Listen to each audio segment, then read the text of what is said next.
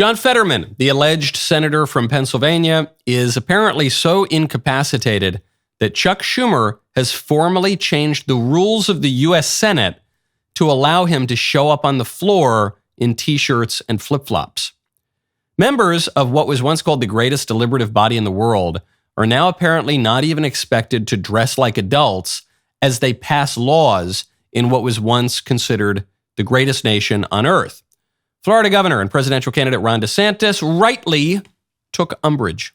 So did you guys hear the U.S. Senate just eliminated its dress code because you got this guy from Pennsylvania.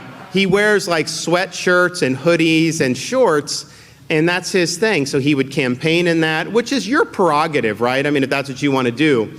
But to show up in the United States Senate with that and not have the decency to put on proper attire, I think it's disrespectful to the body. And I think the fact that the Senate changed the rules to accommodate that, I think speaks very poorly to how they consider that. Look, we need this country, we need to be lifting up our standards in this country, not dumbing down our standards in this country. And this is an example why. That's a great point. Very under-discussed point. Some people are saying that there are plenty of political reasons to criticize Fetterman, but we shouldn't be focusing on something so superficial as how he dresses. But how you dress is political, and it is significant, and the way that you present yourself is not necessarily superficial. It's also a sign of how you view yourself, and it's a sign of respect or disrespect for your office and the people you work with and the people you represent. The Founding Fathers did not wear t-shirts and shorts to the Continental Congress or to the Constitutional Convention. Americans at our nation's height wore suits and neckties to baseball games. It used to be fashionable to look respectable. What do you know? People used to behave more respectably. Now it's fashionable to dress like a bum, and what do you know? People behave more like bums.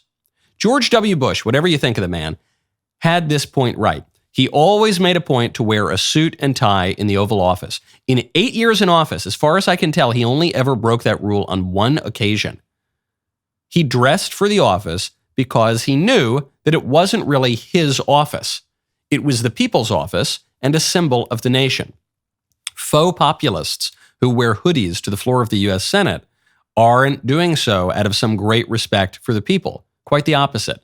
They do so because they view the people's houses, the temples of democracy, as the libs like to call them, as nothing more than their own private living rooms. I'm Michael Knowles. This is The Michael Knowles Show.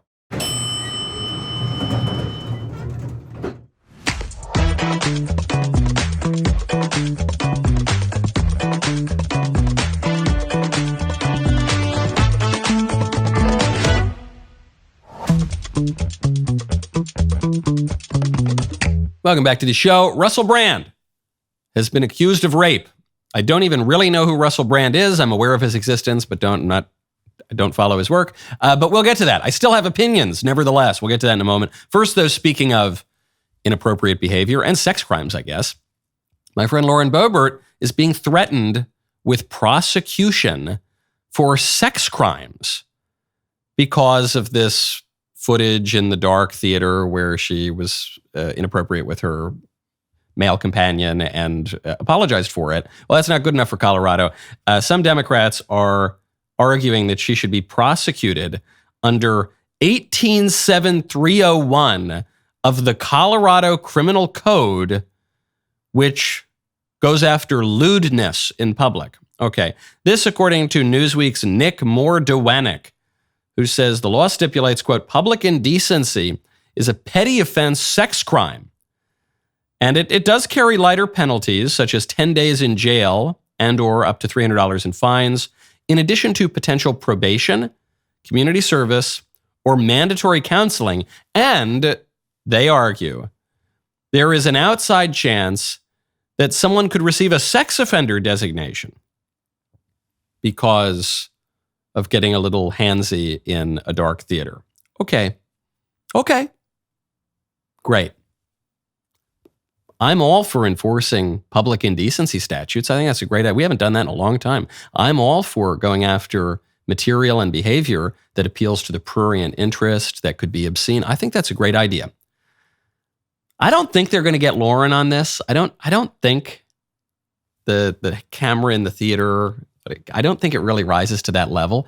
But I have noticed that there are a lot of Republican counties in Colorado. Denver is very blue, but there's a lot of Republican counties. And those Republican counties have Republican DAs. And I've noticed a lot of counties in Colorado have Drag Queen Story Hour. Google Drag Queen Story Hour Colorado. You will see pages and pages of events come up. And I think that if Colorado all of a sudden wants to get serious about prosecuting lewdness in public indecency, well, that's great. Then those Republican DAs should arrest every single one of those Drag Queen Story Hour performers. I also noticed that there are a lot of pride parades in Colorado. And I've noticed that those pride parades are pretty lewd. They're pretty indecent, aren't they? Guys dressed up in leather, doing weird stuff to each other on floats and in the street. So I think this is good. Colorado wants to start getting tough on lewdness. I'm all for it. Then all of those Republican DAs should start arresting and prosecuting every one of those attendees at the pride parades, which are extremely indecent and extremely lewd. Drag Queen Story Hour and pride parades are much worse than anything Lauren Boebert did in a theater. Much worse. In part because of the extreme behaviors that they engage in there, but in part because what they do at Drag Queen Story Hour and the pride parades, unlike what happened in the theater, is unnatural. So it's all bad stuff, but those are particularly bad. Those are particularly perverse and unnatural and should be prosecuted. That's my view. But even if your view is it's all the same and there's no distinction at all between what a normal guy and a girl do in a theater caught on a hidden camera and what the drag queens do in the elementary schools and the libraries and what the weirdos do at the pride parades, if you say it's all the same, well, that's fine too. If we're going to start prosecuting people for lewdness, then what's good for the goose is good for the gander. What a great way to find a silver lining in a storm cloud of a ginned up Republican political scandal. Great idea. Now, you got silver linings, and sometimes you got to focus on gold, which is why you got to check out Birch Gold. Right now, text Knowles, Knowles, to 989898. Vladimir Putin called the U.S. dollar's drop in dominance, quote, objective and irreversible, as Brazil, Russia, India, China, and South Africa formally agreed to use local currencies in trade instead of the U.S. dollar. As demand for the dollar weakens, the buying power of the dollar weakens. That is why Birch Gold is busier than ever. Investors and savers are looking to harness the power of physical gold held in a tax-sheltered IRA. You can too. You can protect your IRA or 401k by diversifying with gold from Birch Gold. As the US dollar continues to receive pressure from foreign countries' digital currency and central banks, arm yourself with information on how to protect your savings. Learn if gold is right for you too. Text Knowles, Knowles, to 989898. They will send you a free info kit on gold. With an A+ rating with the Better Business Bureau, thousands of happy customers, and countless 5-star reviews, I trust Birch Gold to help you diversify into gold. If a central bank digital currency becomes a reality, it'll be nice to have some gold to depend on. So text Knowles, Knowles, to 989898. Speaking of...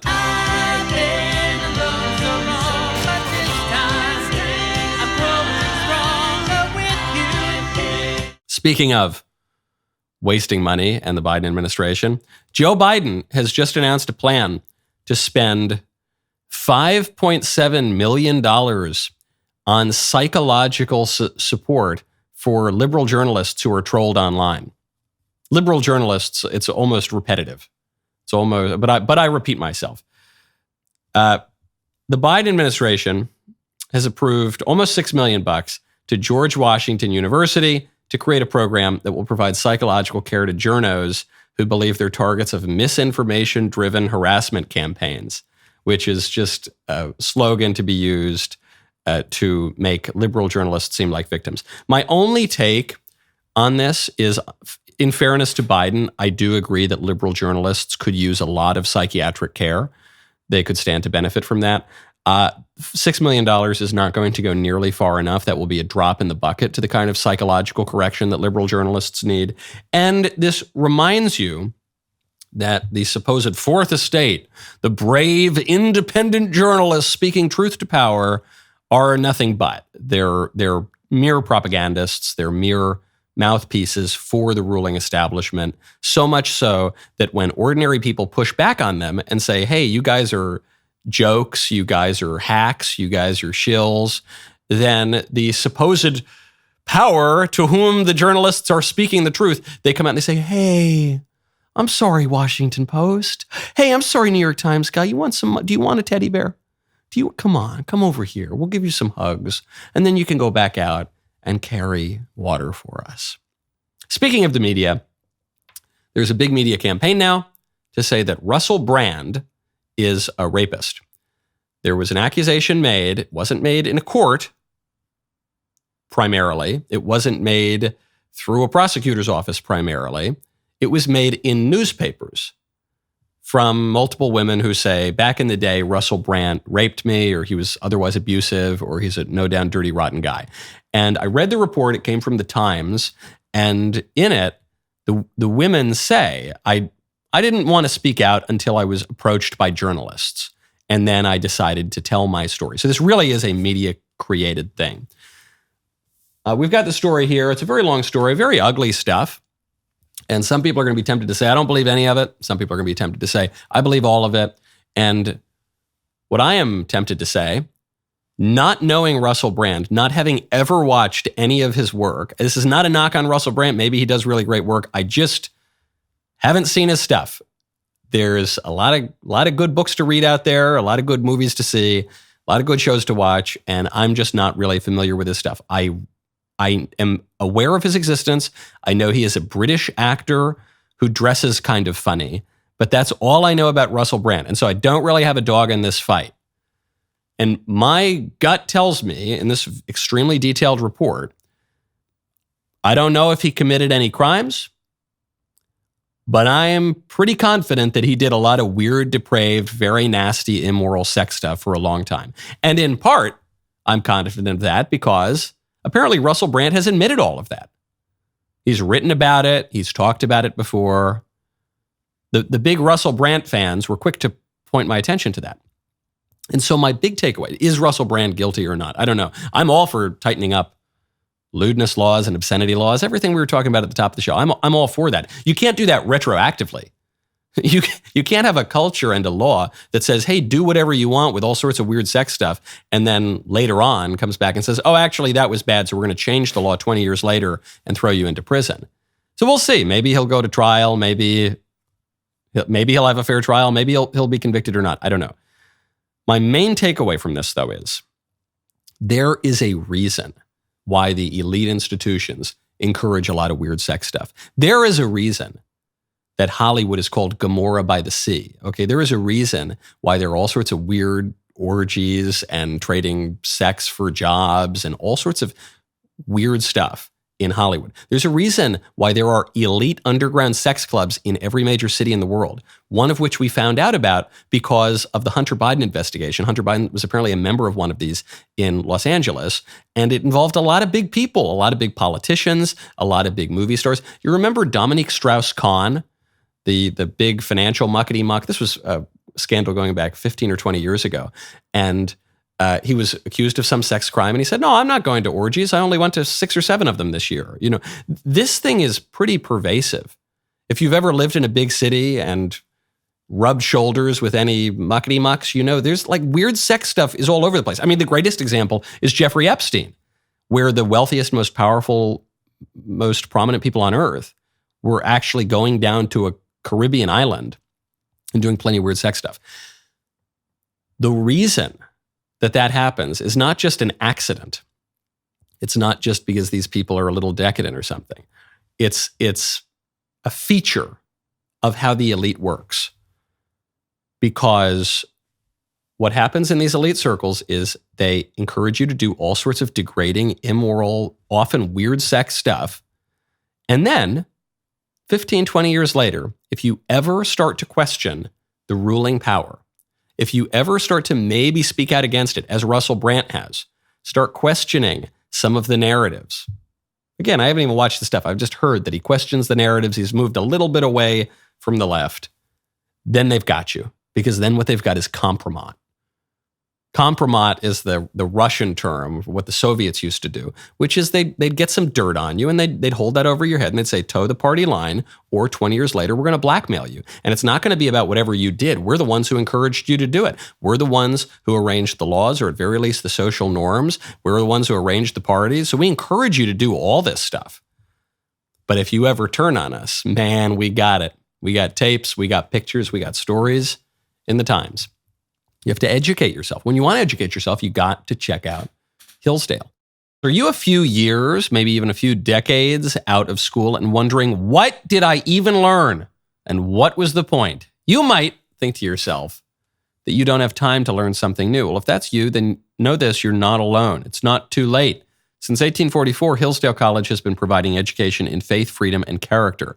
They've taken some of the core classes they teach on campus and made them available for free online for anyone who wants to learn. That's right, for free. There are 39 free courses to choose from, ranging from the U.S. Constitution, the Book of Genesis, to free market economics. They're easy to follow. They're self-paced, so you can start whenever you want. In fact, you can start right now. It's everything you need, all in one place, no long-term commitment. Let Hillsdale College be your guide. As all of the universities around America collapse, Hillsdale is one of the very few beacons of hope. Learn what you want when you want. Go to hillsdale.edu/Knowles, Knowles, to enroll. There's no cost. Very easy to get started. Hillsdale.edu/Knowles to register. Hillsdale.edu/Knowles.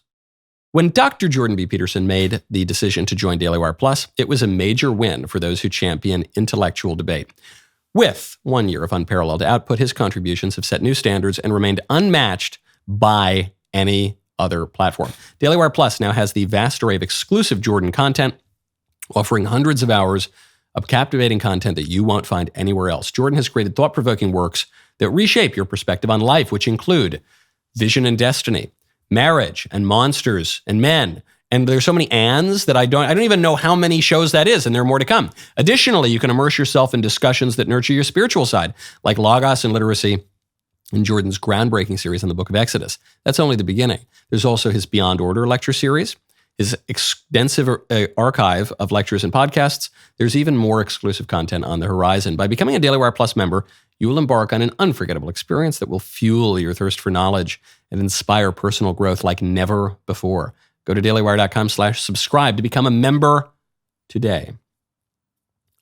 Speaking of the Brits, British Prime Minister Rishi Sunak has vowed to ban American Pitbulls from the soil of the motherland. The American XL Bully Dog is a danger to our communities, particularly our children. I share the nation's horror at the recent videos we've all seen. Yesterday we saw another suspected XL Bully Dog attack, which has tragically led to a fatality. It's clear this is not about a handful of badly trained dogs. It's a pattern of behaviour, and it cannot go on. While owners already have a responsibility to keep their dogs under control, I want to reassure people that we are urgently working on ways to stop these attacks and protect the public. Today, I have tasked ministers to bring together police and experts to firstly define the breed of dog behind these attacks, with a view to then outlawing it. It is not currently a breed defined in law, so this vital first step must happen fast. We will then ban the breed under the Dangerous Dogs Act, and new laws will be in place by the end of the year. These dogs are dangerous. I want to reassure the public that we will take all necessary steps to keep people safe. It's a great idea. I know, look, this is going to be my controversial take of the day. I know hey. Good. I'm glad. First of all, I want to borrow this term from the UK because XL Bully Dog is much funnier than Pitbull. So and the point is correct. The dogs are bred to chew up little infants. That's what they're bred for.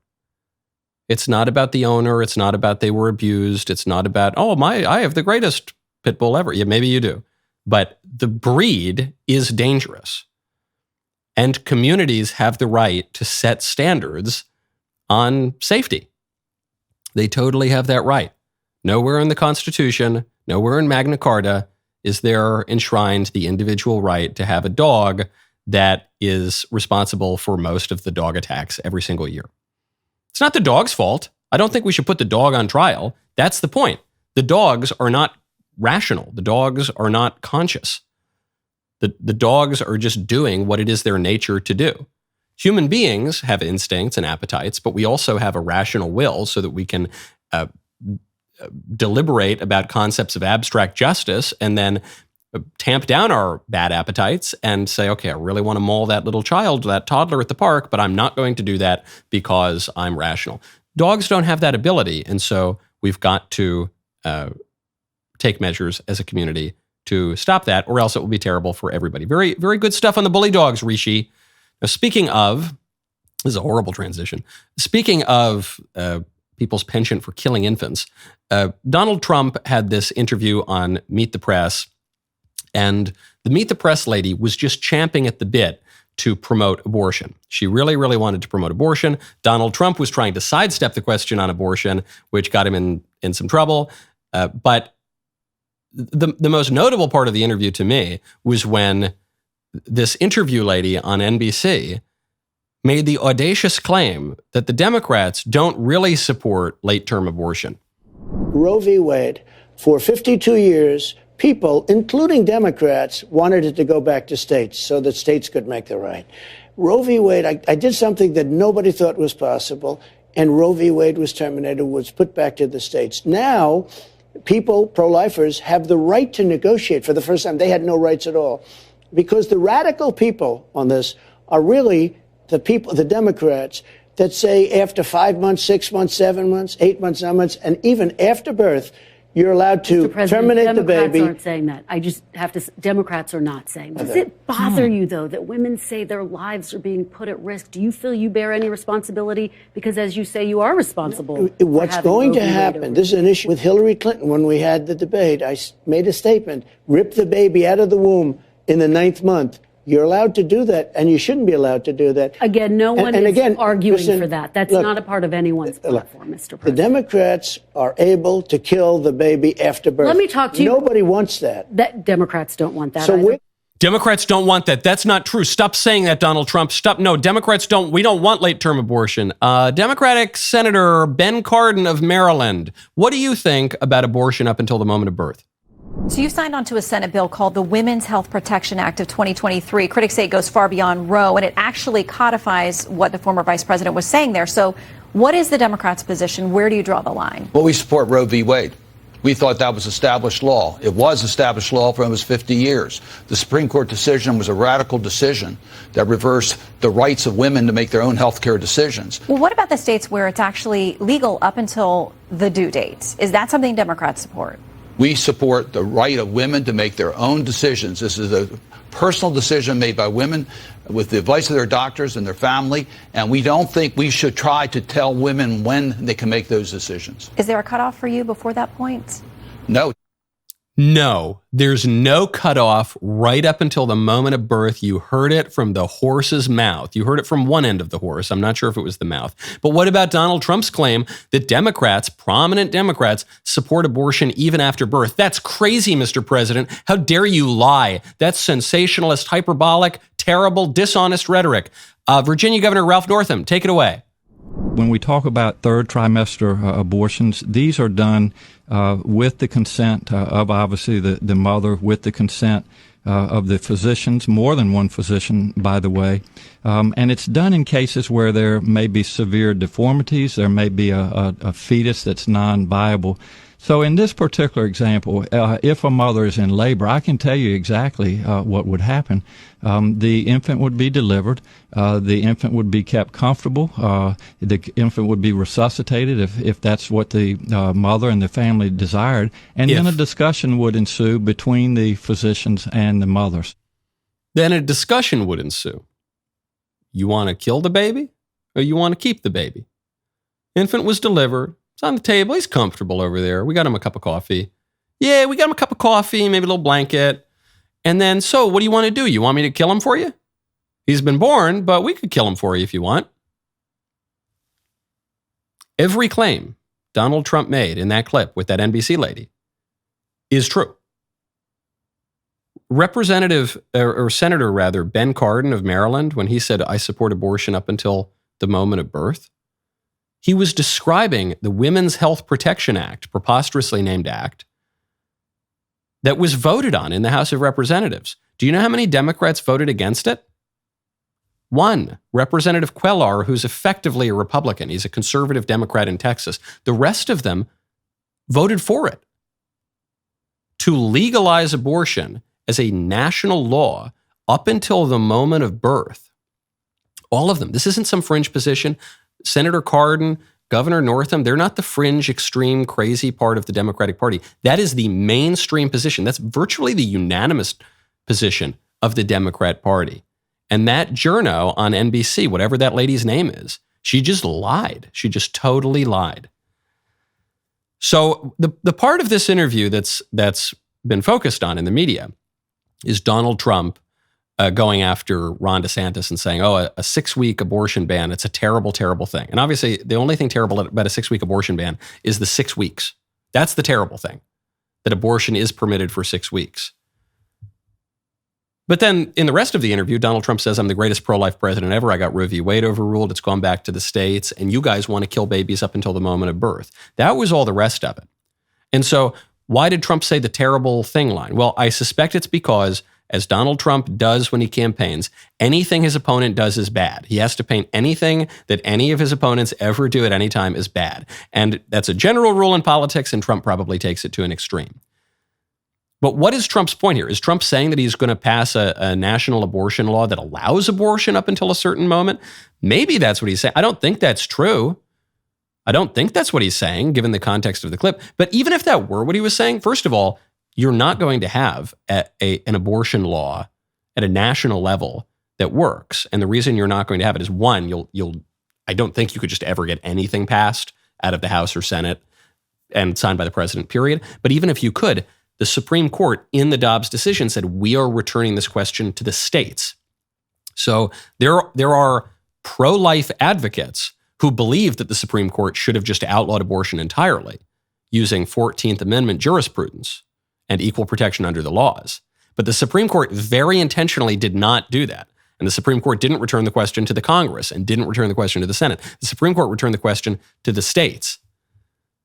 And so what I suspect Trump is doing there is he's just trying to brush the issue aside, highlight Democrat extremism, and move on. And you might say, well, that's a stupid strategy. He should be as vocally pro-life as possible. Maybe. Just like when Trump whiffed it on the what is a woman question. They said, well, I don't know, a man is a man and a woman's a woman. I don't know, men can't give birth. And he totally whiffed the answer. You might say, well, politically, not to say nothing of morally, it would be better if he just said a man is a man, and a man is not a woman can't become a man, and been really straight about it. Okay, and you can make that political argument too. But I suspect what Trump is doing here is just trying to sidestep these questions, push them to the side. I don't think he's saying I'm suddenly pro or suddenly saying I'm suddenly pro-abortion. I think he's trying to push it to the side. And maybe you say it's a good political strategy, maybe you say it's a bad one. But I will point out that is the political strategy that was pursued by all of the Supreme Court justices who actually overruled Roe v. Wade. All of those Supreme Court justices, when they were brought up for their confirmation hearings, they were asked directly about Roe v. Wade. And not one single one of them ever said, I think Roe v. Wade is an evil decision. It's constitutionally incoherent, and you're damn right I'm going to overrule it. Not one of them said that. What did they do? To a man, to a woman, they all sidestepped the question. And they said things like, well, Roe v. Wade is the settled law of the land. Statements that are true. They didn't lie at the time they said them. It's true, Roe v. Wade was settled law. Until it wasn't, until it was unsettled law in the Dobbs decision. They said things that were true, but they sidestepped the question. One could debate the political wisdom of this strategy all day long, but it is simply a fact. We are called to be wise as serpents and innocent as doves. And we are dealing with some people who are made up of the kind of, not just wisdom, but character of serpents right now. We're dealing with people who are innocent as serpents and very often wise as doves when we're dealing with people on the other side who are openly advocating killing babies up until the moment of birth and then lying about it on national television, which is not even the summation of their political agenda. It's just part and parcel of it, of a broader political agenda. to upend our entire society, to upend everything that we think is normal, and to just invert it onto its head. And a lot of that focuses on the family. Speaking of the family, we'll get to a family story in just a second. First, though, my favorite comment yesterday comes from Chad534, who says, funny that a theater has more security footage than the White House did when trying to find the cocaine bandit. So true. It's amazing. Maybe the White House should call up that random theater in Colorado and ask about their security camera system, because when someone snuck coke into what is supposed to be the most secure place in the entire country, no one ever found that footage, did they? You know what? Also, the jail that was housing Jeffrey Epstein, they ought to call that theater in Colorado, because, the jail that had Jeffrey Epstein, the cameras just broke. Oops, they went out. We don't have any footage of when Jeffrey Epstein totally killed himself, right? If only they had hired the management company of that random theater, but by golly, we'd figure out what happened by now. Kind of convenient. The cameras only seem to work when it redounds to the disadvantage of Republicans. Really, really strange. Okay, speaking of the family, this is a Hollywood story, again, that I don't really care about that much in itself, but I care about the political implications. Hugh Jackman and his wife are divorcing after 27 years of marriage. I really like Hugh Jackman. I think he is a tremendous, not only actor, but performer generally. I've seen this guy on Broadway. He's just a tremendous performer. And he's always struck me as a nice guy. Compared to the demons running around Hollywood, he seems relatively normal and grounded and sort of nice. And he just all around seems like a decent fellow. And so it's very sad that this guy, one of the things that really spoke to his character is that he had been married for 27 years. By Hollywood standards, that is an eternity. That is the longest marriage ever. And now, sadly, it seems they're going to split up. And here's the statement that they made. We have been blessed to share almost 3 decades together. Our journey now is shifting, and we have decided to separate to pursue our individual growth. This is what I can't stand about it. And you hear this again and again in modern divorce statements. They say, Lord, we're so happy. What a wonderful time we've spent together. But now we're going to have a conscious decoupling of that time. It's so wonderful to pursue what really matters, which is, of course, our individual growth. And so that's really great. And it's so happy. No, it's not happy, man. It's a tragedy. It's a tragedy anytime a marriage breaks down. And you should be deeply sad. We should all be deeply sad about it because it's a public matter. Because when you get married, you take a vow before a minister and the public and God, and you enter into society because the fundamental unit of society is the family. And I get that marriages break down. And I get that there's been divorce for a very, very long time. There's been divorce for all of history. Sometimes it's been illegal, and so the state has clamped down on it, and it happens less frequently. In our culture, you can get divorced because you don't like the way the wind is blowing that day. We have no fault divorce. But anytime it happens, it's a tragedy. So even if you accept the fact that it will happen, at the very least, you should say, this is sad. We're sorry this happened. But no, we can't do that anymore. We have to, no, it's actually good. It's good. Because we're going to do the most important thing, which is pursue our individual growth. Well, you're not. What is conducive to your individual growth is remaining married. That's what's conducive to it, because you're not just a free-floating atom in outer space. You're part of society. You're the social creature and the political animal. And so what did they say? Why did it break down? A spokesman for the Jackmans say that the writers' strike has contributed to it because they've been stuck around at home a little bit more, I guess, and the pandemic, the lockdowns. And this is really, really sad too, because I wonder, of all of the terrible things that came out of those completely unnecessary lockdowns, they were politically necessary for the liberals. They were financially beneficial to the biggest corporations on earth. The lockdowns represented the largest shift in wealth from the lower classes to the upper classes ever in human history. But they were, from a standpoint of public health, completely unnecessary. And what happened as a result? People didn't get to see their loved ones before they died. People didn't get to bury their loved ones. People put off weddings. People put off their school. People lost their graduations. People lost prom. And I wonder, how many marriages broke down because of this? How many? When you upend all of the norms and routines of society, things are going to break. Things did break economically, politically, but all the way down to the family. How many marriages broke up because the Democrats wanted to lock the country down because there was an election the next year? Among perhaps other reasons, but I think that's probably chief among them. How many? Speaking of breaking up, Republican Congressman Nancy Mace, who is a liberal Republican, but sometimes she takes the right sides on political fights. She has gone on ABC News, and she has raised the prospect of replacing Kevin McCarthy as Speaker. So you've seen Matt Gaetz come out, not just Matt Gaetz, but him most loudly and prominently saying that he's going to push to oust McCarthy, motion to vacate. Could you see yourself under any circumstances supporting a motion to vacate? It hasn't happened yet, and I'm not going to, comment on conjecture here. Either he's going to file it or he's not. If he's going to do it, put his money where his mouth is.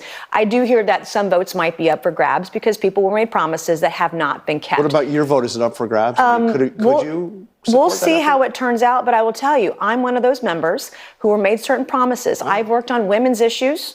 I've worked on issues, related to gun violence I feel are very important. And, it's fallen on deaf ears. And if I give a handshake to someone, I expect them to follow through with it. Wow, so you don't rule out supporting that, do you think? I might, you know what? Everything's on the table at this point for me. Good honor. Good honor. I kind of like her siding with the more conservative members here and trying to get a little bit of leverage on the House Speaker. I generally have thought McCarthy is fine. I thought he's a lot better than John Boehner. Until I heard that story that I mentioned yesterday that has not been reported anywhere else, that McCarthy seems to be pushing the vulnerable members of the Republican caucus to lay off the Bud Light boycott. And I heard that story, and then I heard some of the evidence for it. I heard about the way he was doing it through the supposedly private sector. And I thought, I hope that's not true. I certainly hope that's not true. And it's a miscommunication, and they just give it up. That started to weaken my general feelings of goodwill for Kevin McCarthy. But the reason that I can't go all the way with the hardcore far right-wing extreme Republicans on Kevin McCarthy's speakership is my question, which is, who follows him? Who follows McCarthy? Do I think McCarthy is some rock-ribbed right-wing conservative? No, I don't. But he's better than the last few Republican speakers we've had. And then my question is, who else is it going to be? They challenged McCarthy for speaker. The conservative members did. But then nobody wanted it. Some people said, well, maybe Jim Jordan will do it. Jim Jordan didn't want to do it. Nobody wants that job. It's probably the most thankless job in Washington. Very difficult to wrangle a caucus like the Republicans, which is very diverse, unlike the Democrats, which other than one or two representatives like Quell are, who are a little more conservative, they're all just progressives. They're all just leftists. In the Republican Party, you got some liberals, you got some conservatives, you got some more populist type candidates, you got some more nationalist type candidates, you got some more globalist type. So it's hard to wrangle them. Who comes next? This is always my question when the libs talk about how they want to assassinate Vladimir Putin. So, you want to take out Putin? Okay, who's next? Who's next? Who? You don't even know anything about who's next. You don't know anything about Russia. You just know Putin's the bad guy, so you want it. But sometimes the devil you know is better than the devil you don't.